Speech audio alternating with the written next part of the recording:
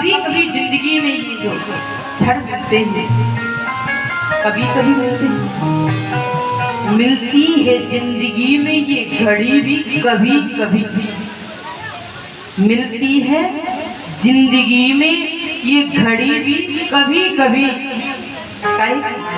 सेवा करने का अवसर मिलती है जिंदगी में ये घड़ी भी कभी कभी ठुकरा के मुंह न फेरना इस धर्म मार्ग से खुलती है किस्मत ऐसी जगह पे कभी कभी बजाए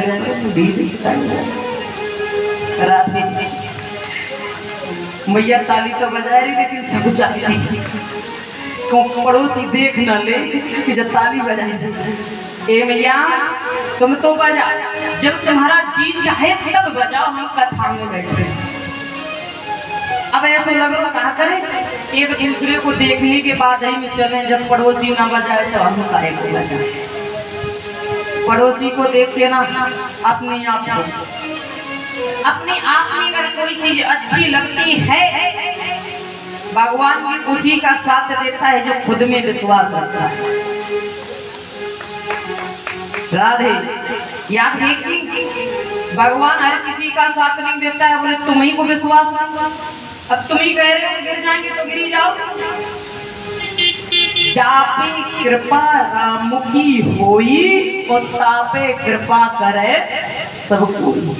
इसलिए अपने आप में विश्वास, जिस दिन अपने आप में विश्वास हो गया मैं गारंटी से कह सकती हूँ कि आपको सफलता मिलेगी मिलेगी और मिलेगी। जिस दिन तुम्हें विश्वास नहीं है तो सफलता कहाँ? अपने आप पे विश्वास से सफलता जरूर। न हो साथी कोई अकेले बढ़ो तुम, सफलता तुम्हारी कदम चूम लेगी। कोई साथ नहीं। अगर हम अकेले भी बढ़ते हैं सत्य के मार्ग पर चलते हैं तो सफलता मिलती ही मिलती है। अपने प्रश्न पे आ जाएगा। भगवान को कभी भूलो ना, ऐसी प्रार्थना परमात्मा से करते चलो, गोविंद गोपाल गाते चलो।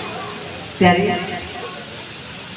वेद व्यास ने 18वें पुराण की रचना की, लेकिन प्रश्न ये उठा इस कथा को पहले किसको सुनाया जाए? अपने पुत्र सुखदेव को सुनाया। क्यों हर किसी को नहीं सुना सकती? जिसने काम क्रोध मदलोभ को जीता हो वही तो सुना सकता है। और ये किसमें है? बोले हमारे बेटे कृष्ण चरित्र है, अच्छे अच्छे को पहचान देता है। सुनेगा तो प्रेम बढ़ेगा, वो प्रेम बढ़ेगा तो खिंचा चला आवे। कोई भी बात एकदम से समझ में नहीं आती, यह हकीकत है। किसी भी चीज को एकदम अगर सुनना चाहे समझना चाहे तो वो समझ में नहीं आती है। जब हम बैठते हैं धीरे धीरे समझते हैं, फिर वो मेरे हृदय में जब उतरती है तब हमारा उससे प्रेम बढ़ता है। और समझ में आ जाए तो उसके अलावा कोई समझ में भी नहीं आएगा। अब सुखदेव भगवान की कथा को सुना, लेकिन प्रश्न ये है सुखदेव जी ने किसको सुना है? बोले कलयुग का प्रथम राजा हुआ है राजा परीक्षित। राजा परीक्षित कलयुग के प्रथम राजा हुए। भगवान जब द्वापर में यहाँ से चले गए तो कलयुग आया, और जैसे कलयुग आया तो कलयुग के प्रथम राजा बने परीक्षित। और परीक्षित जी को सुखदेव जी ने कथा को सुनाया। ये परीक्षित कौन है? महाभारत के युद्ध में जब 18वां रोज हो जाता है, युद्ध व्याप की ओर है, लेकिन अभी दुर्योधन नहीं मरा। दुर्योधन की जंगा टूटी है लेकिन मरा नहीं है। इसमें अश्वत्थामा उधर से निकला, और जैसे अश्वत्थामा ने देखा अपने मित्र को, पहली बात तो ये है मित्र किसी को बनाओ, और अगर बना लिया है तो उसे निभाओ। अश्वत्थामा उधर से निकला तो अश्वत्थामा ने देखा दुर्योधन करुणा के आंसुओं में भींगा पड़ा हुआ, जंगा टूटी है। करुणा के आंसू तीर जाकर पूछा, भैया आपको किस प्रकार की गिलानी, किस प्रकार की गिलानी में प्रयास करूंगा आपको सुख पहुंचा। जो मित्र के दुख में दुखी नहीं होते हैं उन्हें पाप लगता है, इसलिए मित्र के सुख में सुखी हो जाओ, उसके दुख में दुखी हो जाओ। दुर्योधन से अश्वत्थामा पूछता है, भैया आप किस प्रकार की गिलानी है, क्यों कष्ट करते हैं, तुम्हारी अंतिम इच्छा क्या है? दुर्योधन ने क्या कहा? बोले मेरी अंतिम इच्छा है, मुझे एक बात का चोट रही है कि मैं 100 था, 100 में एक भी नहीं बचा। पांडव 5 थे लेकिन एक भी नहीं मरा। क्यों? इससे एक चीज सीखती है, धर्म पर चलने वाले की ध्वजा देर भले हो जाए लेकिन पराजित नहीं। अन्याय पे चलने वाले 100 क्यों ना हो लेकिन बचेगा एक भी। दुर्योधन इस बात को लेकर अपने मित्र से कहता है, मुझे एक बात का चोटती है कि पांडव में से एक कोई मरा क्यों नहीं, 5 को 5।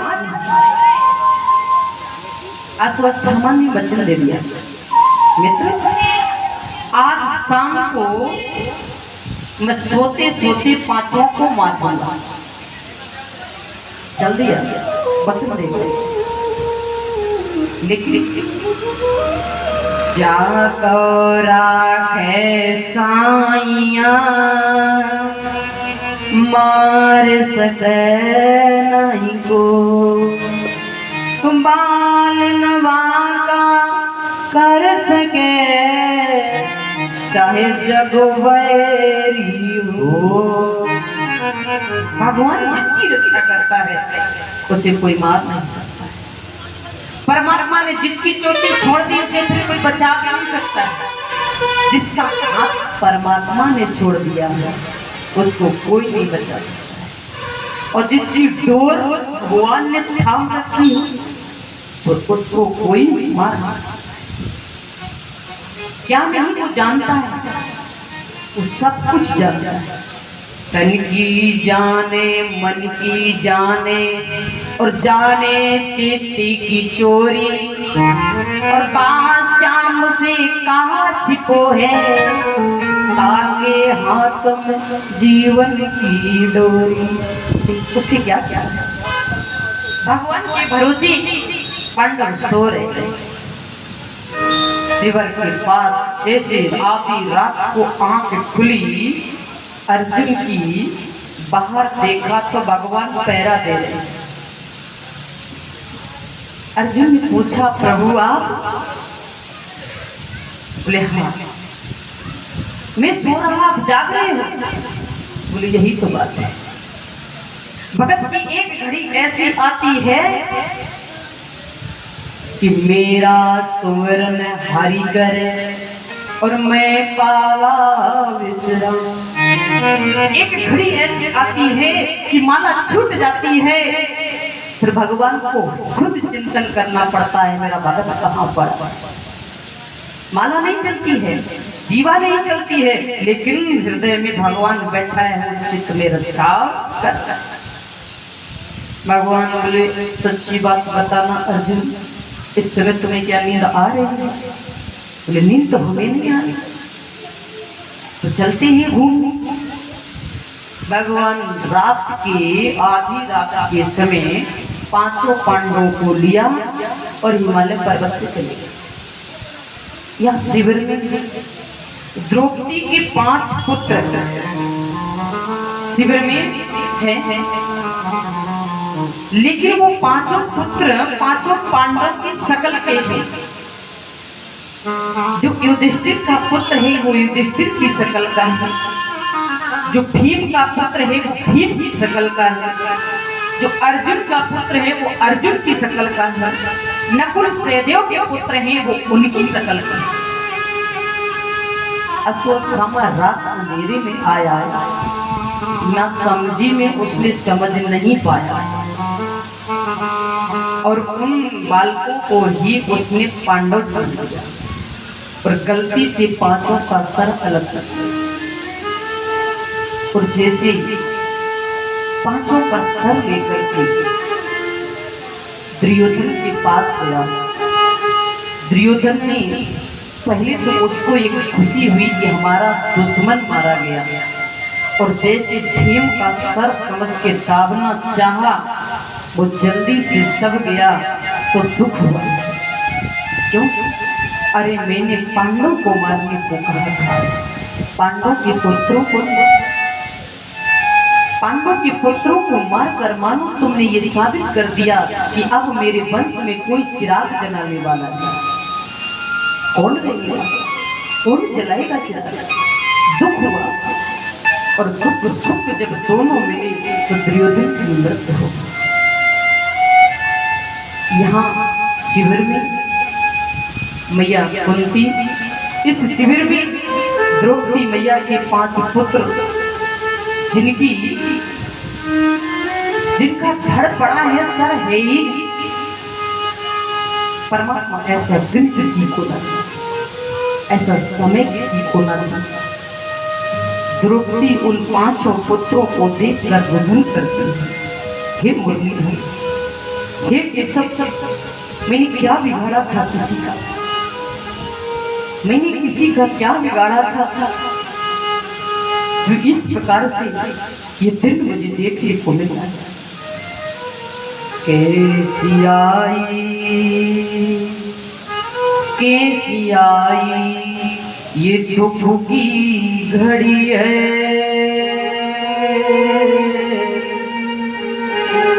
द्रौपदी शिविर में रोती पड़ी है।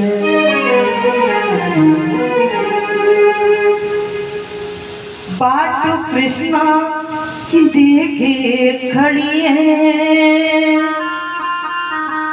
आस दिल में गोविंद की लगी है।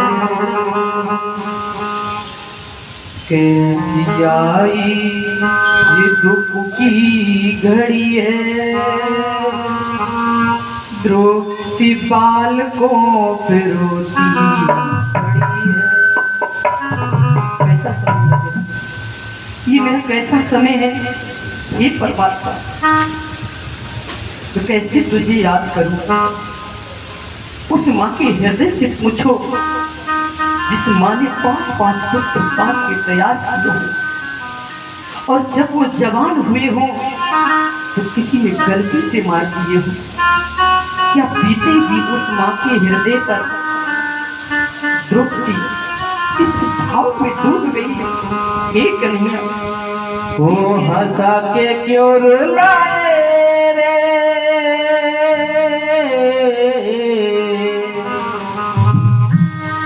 वो हंसा के क्यों रुलाए रे, वो रुलाए रे कन्हैया,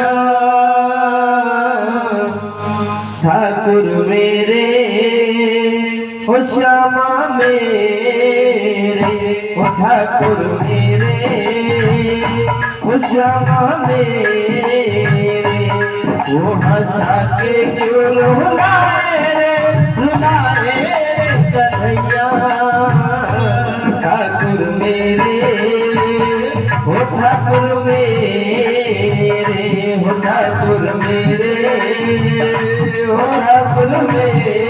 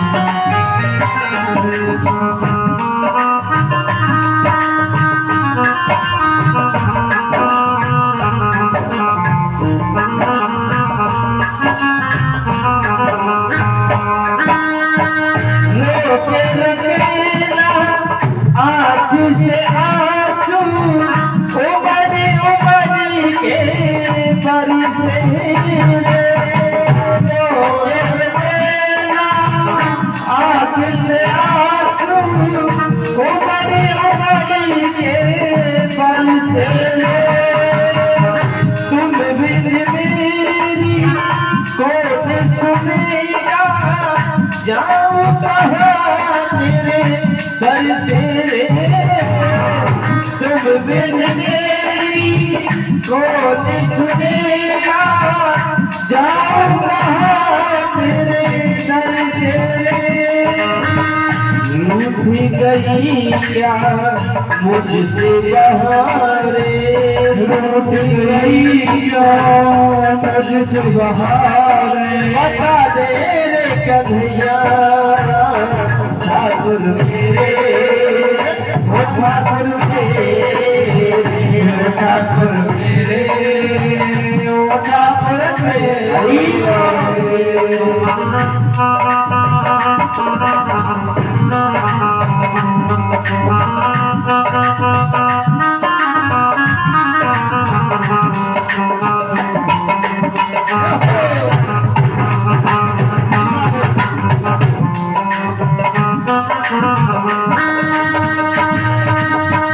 फूल खिलाकर खुशियों के ये क्या हुआ मुझे मोड़ लिया फूल खिलाकर खुशियों के ये क्या हुआ मुझे मोड़ लिया हाथ पकड़ कर चलने वाले काहे अकेला छोड़ दिया हाथ पकड़ कर चलने वाले काहे अकेला छोड़ दिया आशा जगा के शरण लगा के आशा जगा के शरण लगा के सताए क्यों कन्हैया ठाकुर मेरे ओ ठाकुर मेरे ठाकुर मेरे ओ ठाकुर मेरे साथी हमारा साथी हमारा साथी हमारा कौन बनेगा तुम न सुनोगे तो कौन सुनेगा तुम न सुनोगे तो कौन सुनेगा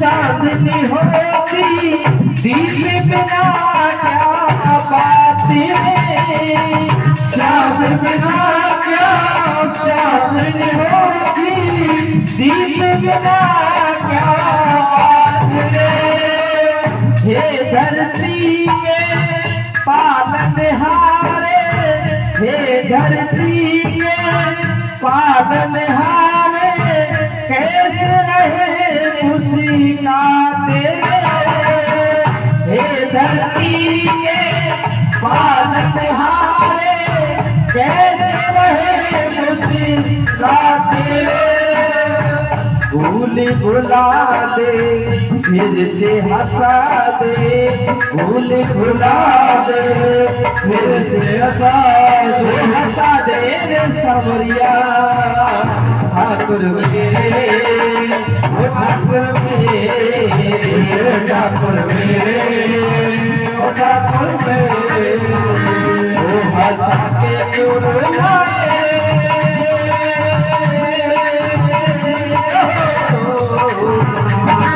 हंसा के क्यों रुलाए रे कन्हैया ठाकुर मेरे ओ ठाकुर मेरे तुम ना सुनोगे तो कौन सुनेगा। द्रौपदी ने अपनी आवाज लगाई, हे श्याम, हे मोहन, हे मुरली मनोहर, अगर तुम न सुनो तो कौन सुनो? क्या छिपा है तुमसे? ऐसी करुणा भरी आवाज को भगवान ने जैसे सुना, वहां से पांचों पांडवों को लेकर के द्रौपदी की शिविर में आए। और जैसे द्रौपदी को बाल केस रक्त से खून से लसे, इस रूप को देखकर भगवान के हृदय में जो करुणा जागी, अर्जुन को क्रोध आया। अर्जुन ने कहा, हे भद्री, मैं उस नीच को जरूर लाऊंगा जिसने मेरे बच्चों के साथ में ये कर्म किया। अरे सोते हुए को तो जगाना पाप है प्यारे, फिर सोते हुए को मार देना कौन सा पाप है? सोते हुए व्यक्ति को हम जगाते नहीं हैं, क्यों? क्योंकि न जाने इसकी आत्मा किस जगह पर भ्रमण कर रही, पाप समझते हैं। फिर सोते सोते मार देना कौन सी बहादुरी है? अगर किसी से तुम्हें बदला भी लेना है तो उसे जगाओ तो सही। अरे वो जाने तो कौन है, ऐसे सोते को क्यों मारना? भगवान कहते हैं सोते को जगाना पाप है, इसलिए तो मार दिया, इसको तो दंड मिलना ही चाहिए। अगर आज ये छूट गया तो कल समाज को गलत निर्देश मिल जाएगा, फिर ऐसे न जाने किसने अस्वस्थामा पैदा हो जाएगा। इसलिए अर्जुन ने चेहरे को देखा, इशारे को समझा, और जैसे पकड़ने के लिए अस्वस्थामा को पकड़ने के लिए भगवान रथ लेकर गए, और जैसे सरोवर की ओर देखा, दूर से देखा अस्वस्थामा ने, ये तो अर्जुन है, और अर्जुन तो मुझे मार डालेगा। ना समझी में ब्रह्मास्त्र चला गया, जिसकी कोई काट नहीं होती। इसको इसके पिता ने सिखाया नहीं, पीछे से सीख लिया। चलाना तो आता है लेकिन लौटाना नहीं आता है, सीख लिया। अगर ना समझ इंसान को आप हाथ में तलवार दे देंगे ना, तो बात बात में कहेगा मार दूंगा। अरे वो समझते ही नहीं। मक्खी भी बैठ जाएगी ना तो भी यही कहेगा मार दूंगा। तो नाक पे मक्खी बैठी है, मक्खी को मारेगा, मक्खी थोड़ी मरेगी, नाक ही कट जाएगी। तो न समझ इंसान के हाथ में तलवार देना ही नहीं चाहिए। इसीलिए गुरु द्रोणाचार्य शास्त्र विद्या के इतने भारी गुरु हैं, लेकिन अपने पुत्र को स्वयं नहीं सिखाया जानबूझ के। क्यों? इसे बात बात पे गुस्सा आता है, और बात बात पे गुस्सा आएगा तो बात बात पे ब्रह्मास्त्र चला देगा। वही किया। अब चलाना आ भी गया तो लौटाना तो आते ही। दूर से देखा अर्जुन आ रहा है, और जैसे अर्जुन को देखा ब्रह्मास्त्र चला दिया। अर्जुन तो घबरा गए, हे केशव, हे राघव, ये तो ब्रह्मास्त्र है, इसकी तो कोई काट नहीं है।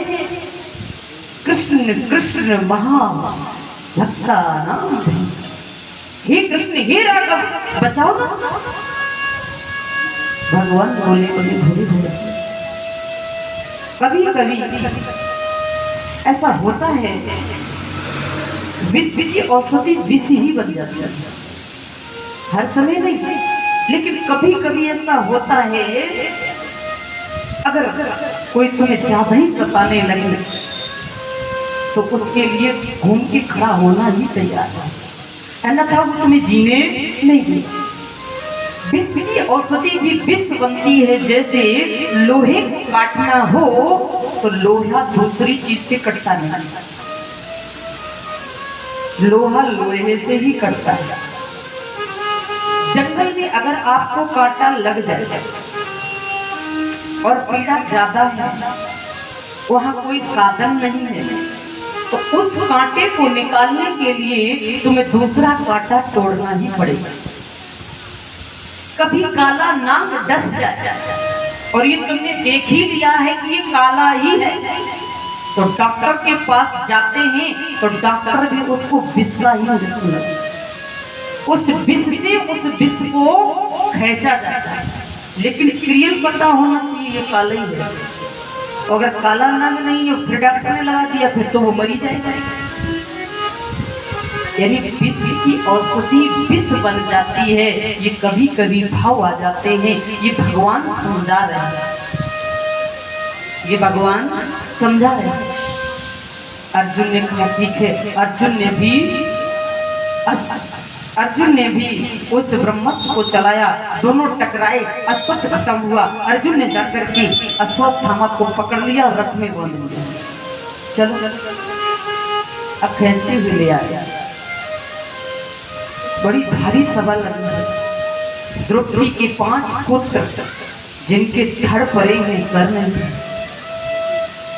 समझने की बात यह है, वह महिला कितनी दयावान होगी, कितना उसके अंदर हृदय मजबूत होगा, जहां 5 पुत्रों की मृत्यु देखकर भी हृदय में दूसरे के प्रति दया,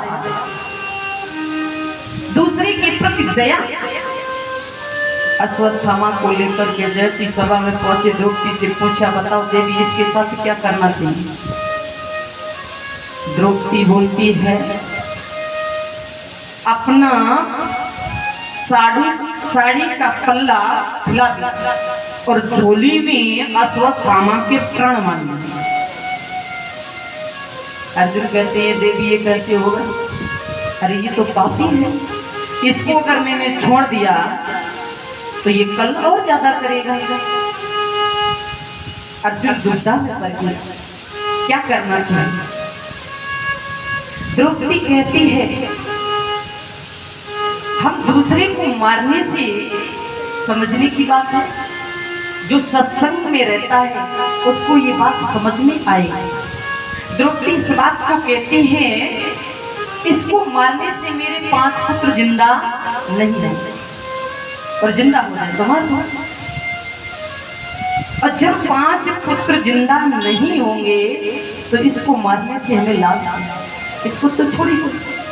अन्यथा मैं एक पीड़ा को जरूर समझ रही हूँ, क्या कि जैसे मैं तड़प रही हूँ पुत्र के वियोग में, तो ये भी किसी का पुत्र है।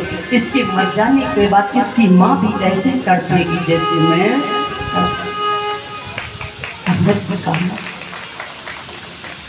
ऐसा भाव हृदय में उसी नारी के आएगा जिसने सत्संग का साथ दिया। इसको छोड़ दो, इसलिए इसको छोड़ दो। अर्जुन ने देखा कृष्ण की ओर, ये क्या कहती है। बड़े भैया की ओर देखा, क्या करें भैया। युधिष्ठिर ने जैसे और देखा, युधिष्ठिर ने कहा देख लो, वही होना चाहिए जो धर्म ग्रंथों में लिखा है। तो क्या होना चाहिए? बोले ये ब्राह्मण पुत्र है इसलिए इसको मारना नहीं, लेकिन ये बाल हत्यारा है इसलिए इसको छोड़ना नहीं। समझने की बात है, बाल हत्यारा है इसलिए छोड़ना नहीं, और ये ब्राह्मण पुत्र है इसलिए मारना नहीं। अब एक साथ में दो, एक म्यान में 2 तरवाले, कैसे हो सकता है। पास में भीम खड़े, केशव की ओर देखा, आप जैसे न्यायाधीश होंगे तो कैसे काम चलेगा।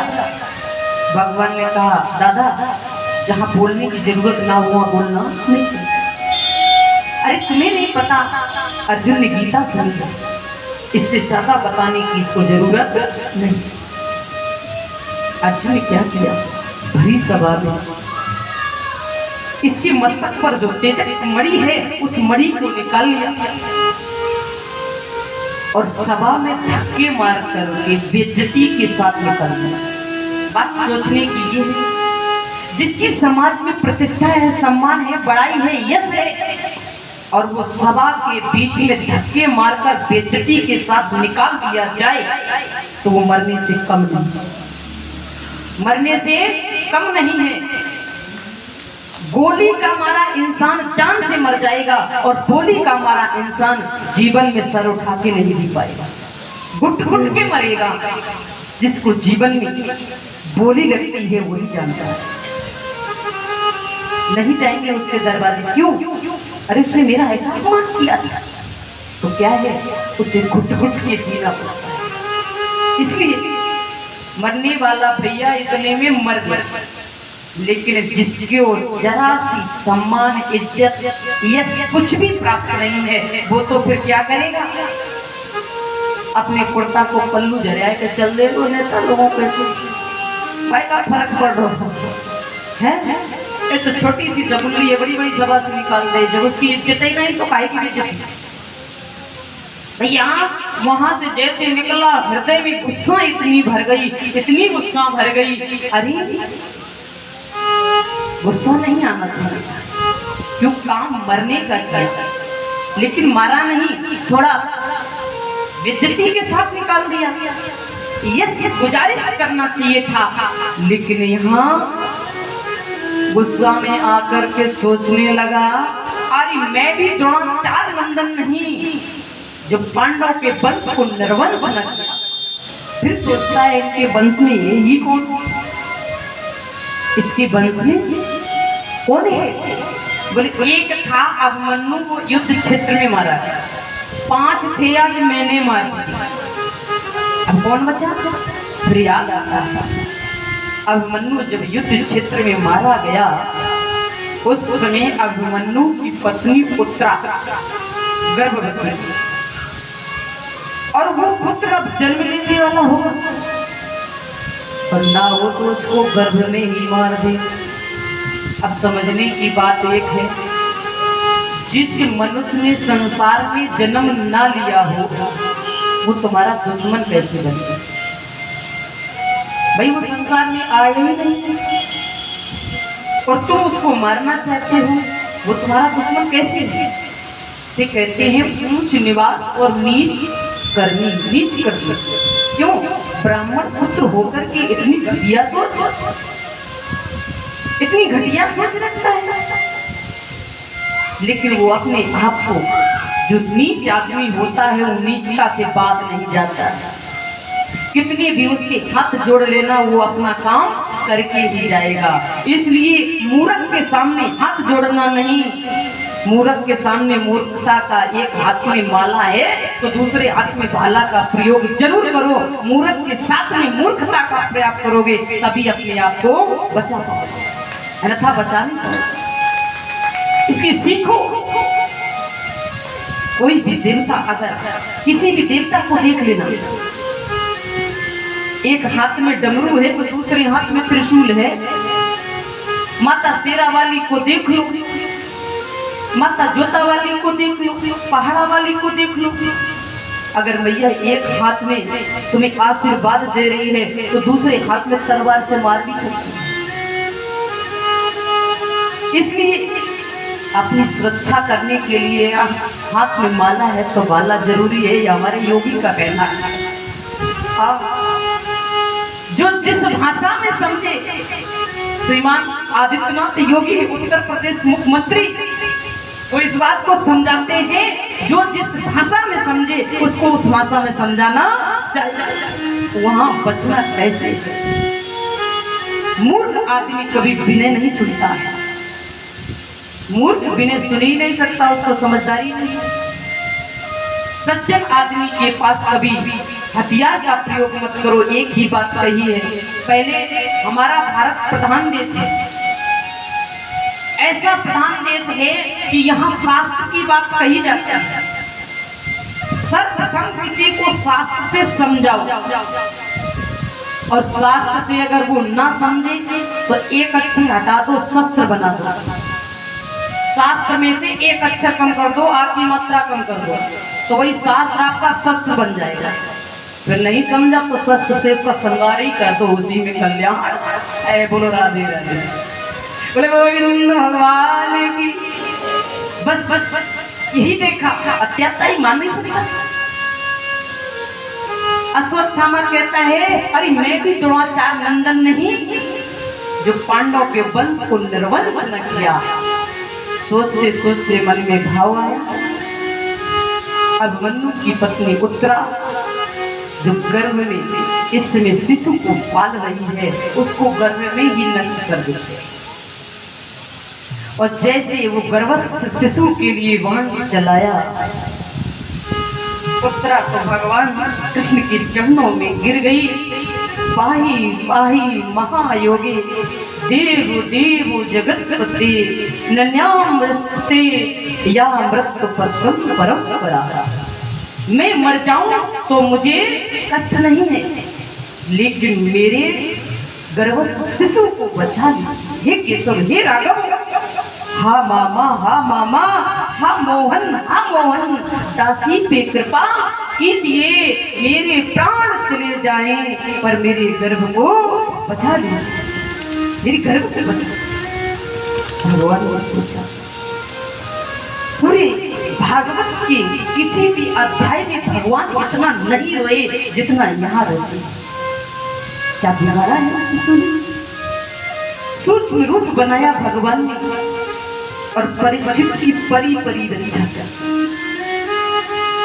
परमात्मा से ऐसी कौन सी चीज है जो वो पुनः नहीं कर सकता? उस जले हुए गर्भ में पुनः प्राण डाले भगवान, जले हुए गर्भ में। अब समझने की बात ये है, वो बच्चा भाग्यशाली है जिसने संसार में जन्म बाद में लिया और भगवान का दर्शन पहले है। भाग्यशाली थी। हम पूरे जीवन भर भगवान को ढूंढते और फिर भी वो मिले न मिले कोई पता नहीं, लेकिन वह जीव कितना भाग्यशाली हुआ जो परमात्मा के दर्शन पहले। और ये सारी समझने की एक बात और है, जैसे जीव की चालाकी परमात्मा के आगे नहीं चलती है तो परमात्मा की चालाकी कभी भगत के आगे नहीं चलती। मैया कुंती पास में खड़ी है। मैया कुंती ने देखा जैसे दर्पण में आपका पूरा चेहरा दिखाई देता है ना, ऐसे पूरा दृष्ट मैया कुंती को दिखाई दी। मैया कुंती कहने लगी, आज तक तो तुझे मैं अपना भतीजा समझती थी, लेकिन आज मुझे पता चला तू तो भगवान है, भगवान है। इसलिए और जैसे ही भगवान कहा वैसे ही भगवान मुस्कुराने लगे। अरे बुआ, मैं आपके छोटे भाई वसुदेव का सबसे छोटा पुत्र, अरे कृष्ण आपका भतीजा ही, लेकिन आज तुमने डंके की चोट पे कह दिया कि मैं भगवान हूं। अरे तुमने कह दिया भगवान है तो हमने मान लिया हम भगवान हैं, लेकिन भगवान से दुनिया मांगती है, दुनिया भगवान से मांगती है। तो आज तुम्हें भी ये पद्धति देते हैं, आज तुम्हें भी ये हम लागू करते हैं कि तुम मुझसे कुछ मांग लो। मैं ये कुंती कहती हूँ मांग ले, ये सब आपसे, मेरी तो ऐसी कोई इच्छा नहीं है। बोले नहीं नहीं, आज तो मांगना ही होगा, हम खुश हैं तो मांगो। मांगने की बारी आई, जरा सोचिए हम लोगों को अगर इतनी छूट मिल जाए ना मैया, तो मांग इतना मांगे कि लिस्ट भर जाए और कमी होने की लिस्ट भर जाएगी, लेकिन मांगने की कमी नहीं है। ये चाहिए, वो चाहिए, ये चाहिए, वो चाहिए, लेकिन ऐसा कुंती मैया के अंदर, क्योंकि जो सत्संग से जुड़ा होता है उसके अंदर कभी भी सांसारिक पदार्थ मांगने की इच्छा हो ही नहीं सकती। मांगने की बारी आई तो क्या मांगा? हे परमात्मा, मैं तो सिर्फ इतना मांगना चाहती हूँ कि मुझे वो दो जिसमें हमेशा आपकी याद बने। याद कब आती है? जब इंसान को विपत्ति आती है तो वो परमात्मा को ज्यादा याद करता है। इसलिए एक बात समझो, अगर तुम पे कोई विपत्ति आ जाए तो घबराना नहीं, क्योंकि वो भगवान तुम्हारी परीक्षा ले रहा है। तुम मेरे करीब हो, तुम कहीं भटक गए हो, छोटा सा डेला मारा है, जैसे कि तुम मेरे करीब आ जाओ। घबराने की बात नहीं। मैया कुंती भी कहती है मुझे क्या चाहिए, बोले कुछ नहीं, अरे कन्या देना है तो मुझे दुख ही दे। भगवान कहने लगे जीवन भर तुमने सुख भोगा ही कब है जो दुख मांग रही है? अरे जीवन में कब सुख होगा? मैया कुंती के चरित्र को देखे तो कहीं सुख है ही नहीं, जरा से समझिए। मैया कुंती का बचपन का नाम प्रथा है और प्रथा कई बहने हैं, लेकिन कुंती भोज वसुदेव के मित्र हैं और वो आ गए कन्या को गोद ले गए। अब समझिए पहला सुख गया, जन्म कहीं होता है और पालन कहीं। और जैसे ही बड़ी होती हैं विवाह हुआ तो किससे? महाराज पांडु से। ऐसा पति मिला जो जन्म से ही पीलिया का मरीज है, जन्म से है। और उस पति के साथ में सबसे बड़ी बात तो एक है, उसको भी एक श्राप लगा है एक ऋषि का। अगर काम भावना से पत्नी के पास जाएंगे तो जलकर राख हो जाए। अब समझने की बात है, एक नारी के ऊपर इतने बड़ा दुख, इससे बढ़कर के और ज्यादा दुख क्या है? मिल भी नहीं सकती। दूसरी बात, वो तो अच्छा हुआ कि दुर्वासा की सेवा की तो उन्होंने मंत्र दे दिया। उस मंत्र से 3 मेरे और 2 माद्री की 5 पांडव हुए। और जब वो पांडव हुए तो वो पांडव इनकी पति एक दिन मन को काबू में ना रख सके तो माद्री के साथ जलकर राख हो। और जब पुत्र बड़े हुए, थोड़े से पुत्र बड़े हुए तो गंधारी के 100 बेटा, गंधारी के 100 बेटा मैया कुंती के 5 पुत्रों को मारने के लिए कोई ना कोई षड्यंत्र रचते ही रहते। अब इससे बढ़कर के जीवन में क्या दुख मिले? बचपन सुख में बीता नहीं, दूसरे की रचना। जवानी में पति का सुख मिला नहीं तब भी दुख मिला। पति नहीं रहा तो बच्चों का दुख मिलेगा, फिर बच्चों से सुख मिलेगा।